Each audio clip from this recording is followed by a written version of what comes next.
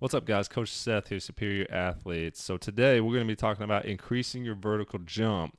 And what we're going to be talking about today is basically your rate of force development. So this is going to help you with your explosiveness, your quickness in your jumps, basically helping you to apply more force to the ground, which that is a big part whenever we're talking about increasing your vertical jump. So we're going to be talking about that a little bit today. If you're new here, my name is Seth Thomas. I'm a strength and conditioning coach, and I help you guys become better athletes for basketball. So if you're interested in more videos just like this one, make sure to subscribe and click the bell to get notified for each one of my videos. As always, make sure to check out my links in the description box below, as well as my channel merch. All right, so rate of force development is what we're talking about here today. So how can we apply more force to the ground, which that has a big influence on being able to jump higher. So research has shown that a faster absorption has an influence on your force production. So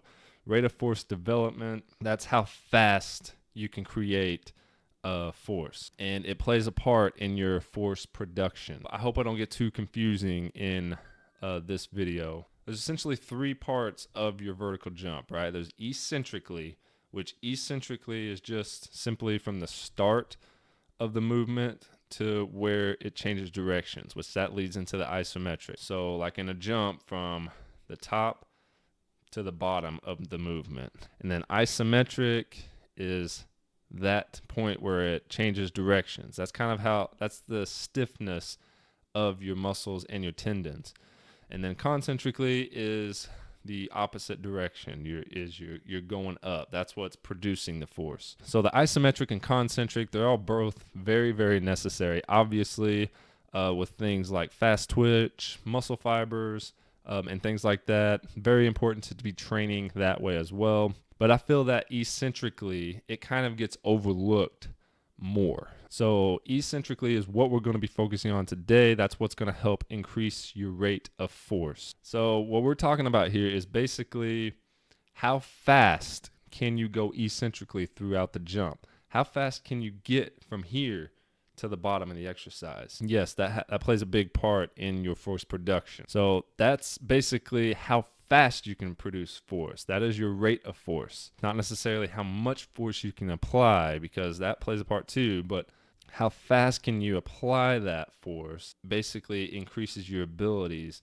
to produce force. And part of that is how fast your body can move eccentrically throughout this movement. But actually there's something else that's happening that we kind of overlook, because it all starts with the brain. It all starts with the brain telling your body what to do. So it's about how fast you want to move, and then how fast your brain can signal your muscles, your tendons, and your bones. So that tells me that reactivity is going to play a big part in this. The research becomes pretty fuzzy in that range, but it's pretty interesting to know that it kind of just starts with the brain telling your body what to do. That can play a part in how fast you can move eccentrically. So I'm basically going to talk about 3 exercises here that we're going to be doing reactivity with.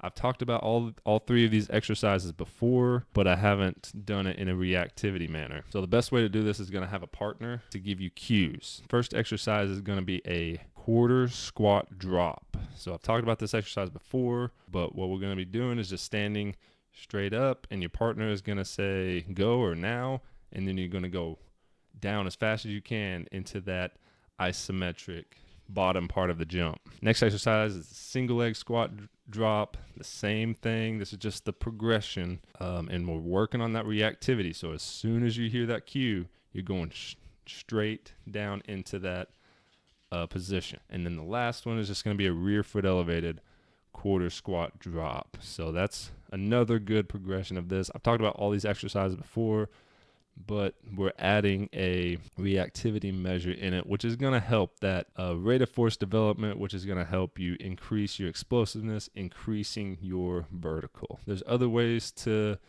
do this to increase your vertical jump, but this is a big one that I wanted to talk about today. Thank you guys so much for watching this video. If you haven't already, make sure to subscribe and click the bell to get notified for each one of my videos, and I'll see you guys next time.